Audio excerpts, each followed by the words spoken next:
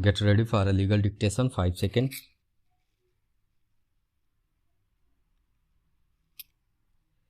Start.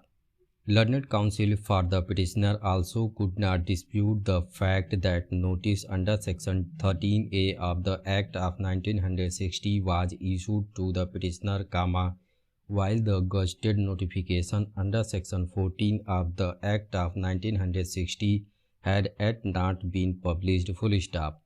That being the admitted position, the question of limitation as mentioned in Section 13A of the Act of 1960 also does not arise, and for the said reason, the first submission of the learned counsel for the petitioner fails. Full stop. Para.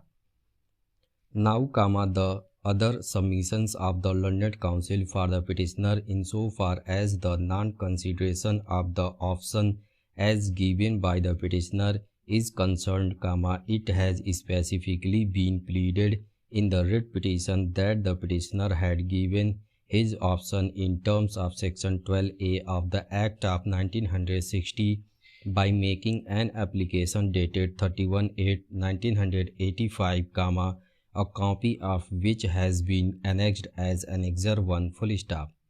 The state respondents, while filing their counter affidavit in paragraph 6, have submitted that though the application was given by the petitioner, however, he did not place the same before the prescribed authority. Full stop.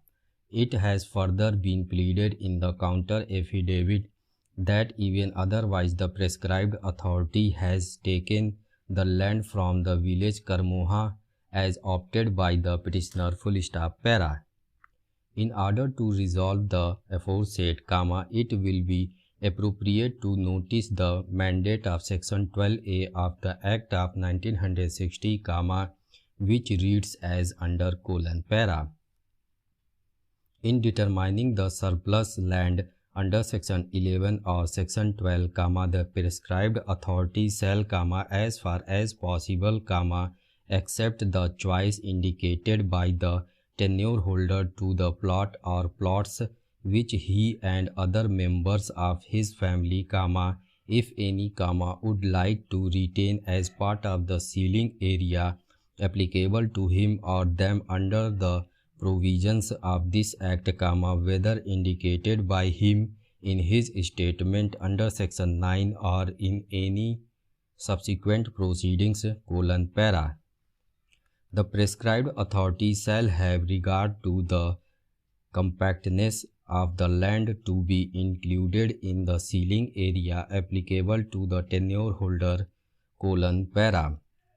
Where the tenure holder's wife holds any land which is aggregated with the land held by the tenure holder for purposes of determination of the ceiling area, and his wife has not consented to the choice indicated by the tenure holder as to the plot or plots to be retained as part of the ceiling area applicable to them, then the prescribed authority shall, as far as possible, declare the surplus land in such manner that the area taken out of the land held by the tenure holder's wife bears to the total surplus area the same proportion as the area originally held by her born to the total land held by the family, Para.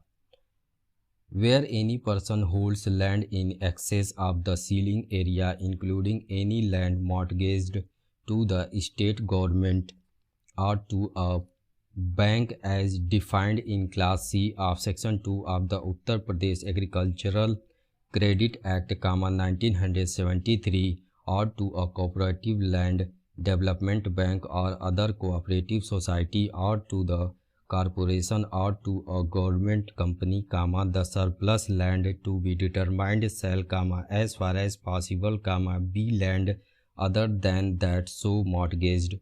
Full stop.